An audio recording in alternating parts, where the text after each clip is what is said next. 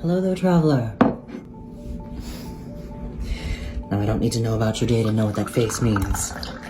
I've seen it once or twice myself. Hot cocoa. Drink.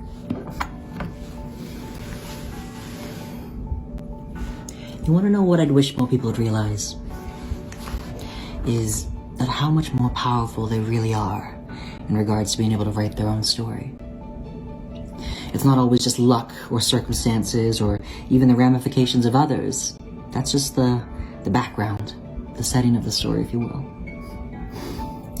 And we all know that the best stories just have to have a few moments like this, huh? With all that being said, you are not allowed to give up. This adventure you're on, this journey that you're on, it's not over yet. And I will not be having your seat here empty because you decided to end your story before we got to see the good part. I want you to take this.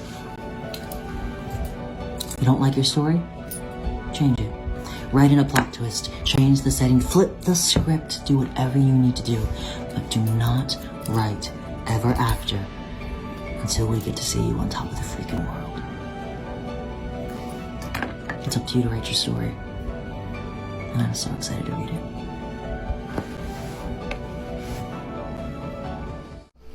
Hello there, traveler. Glad I caught you. Don't think you won't be getting away without taking your reward for that last quest you did. I heard from your friends that you're the type of adventurer that often refuses good things because you feel like you have to deserve them or be worthy of them. To that I say this: what's yours earned and yours deserved is yours and yours alone. And I will not be the one to hinder that universal right. But I understand the feeling that sometimes we make ourselves believe that we must be deserving and worthy of good things. We have to work hard for them. But some things, I believe that are just a given.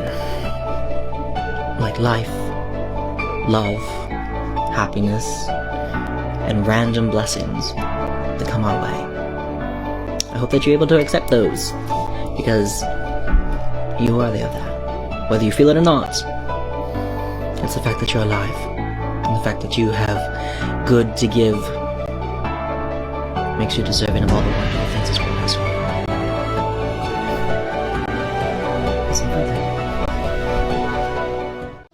you. Hello, my friend. Welcome to Quincy'S.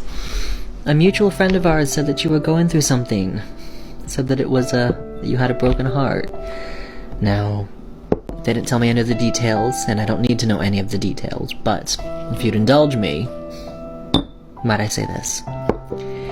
A broken heart can possibly be one of the most powerful things in the world, and here's why.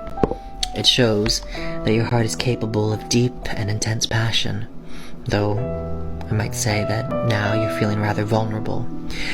But know this, that in the absence of what used to be there, whether it was a lover's relationship or it's a loved one passing away, know that what you do now is very important.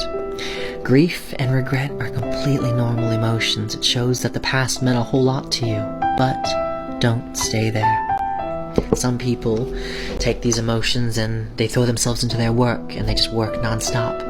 Others just aren't able to get over the hurt and then become a hindrance to themselves, and others unable to help anybody. And then others, which I hope you become, are those that take the time to love on themselves. By that I mean, is there something that in your life that you wish you could do right now? Is there a passion or an interest that you haven't put much time into? Invest in that. Learn a new skill. Hone a new old one.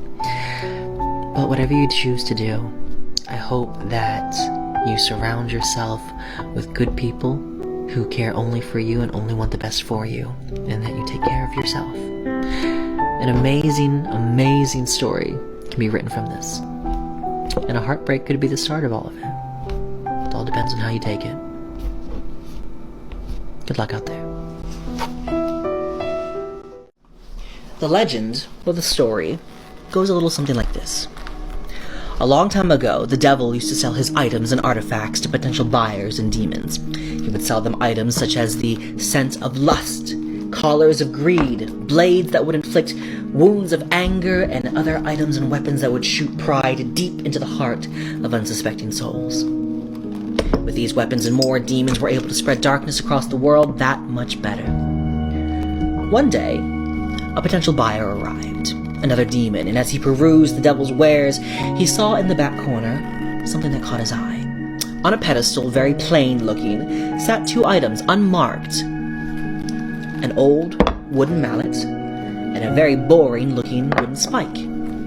He inquired of these, and the devil quickly said, "Those are not for sale." The demon, even more curious now, asked why. "What are they? Explain." The devil said, "They are discouragement and doubt. Together they become hopelessness. They are my most powerful weapons. When none of my other items work, I employ the work of these two, and they get the job done every time." "How so?" said the demon, wanting to know very much more. The devil sighed and leaned in and said, "Nothing paralyzes a soul more than discouragement and doubt. While my other items may cause a soul to act out, such as anger or lust, hopelessness, discouragement, doubt, cause a soul to do nothing, which is much more deadly.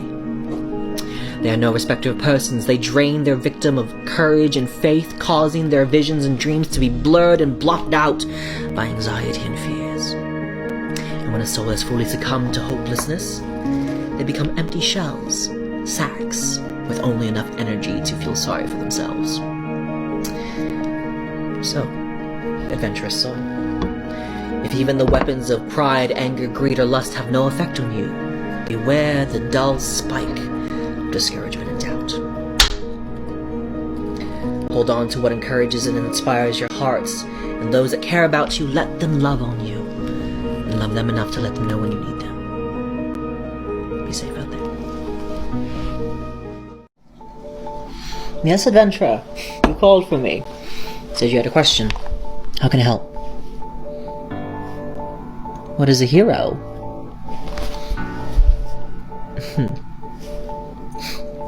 Well, personally, I believe that a hero is an individual with courage and a brave heart when facing whatever adversity is in their way. Now, notice that I didn't say that they had to be victorious all the time. Just because you get pushed back once or twice doesn't make you any less legendary. On the contrary, I find myself more inspired by those that, even though when they're pushed down, they keep getting back up, whether by force of will, a heart of courage, or sheer spite against the odds. Heroes are those that just keep on getting up. And the strongest among those heroes are the ones that admit to themselves and realize when a companion or two would be helpful for a particular adventure. Just because you have help doesn't make you any less fantastic. No matter what challenge you're going on out there or in here, just know that I'm very proud and inspired by your tenacity to keep going. You got this, hero. Be safe out there. Imagine with me that this little tea bulb is you. All of your personalities, your quirks, your habits, and everything that makes you the fantastic version of you is wrapped up in this. Now, just by looking at it, it's kind of hard to tell what it's made up of or, even what it is. But that is until hot water is poured over it and the tea seeps. What's inside is revealed.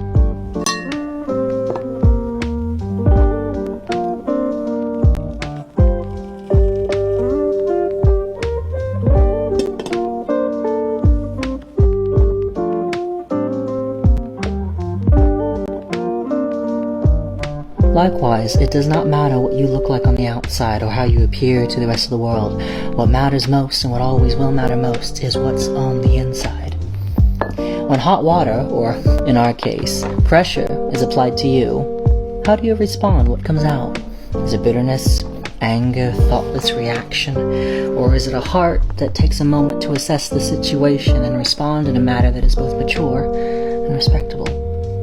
The best of us in life are those that, despite the worst that life tends to throw at us, are the ones that can still find a way to make our situation, turn our surroundings into something sweet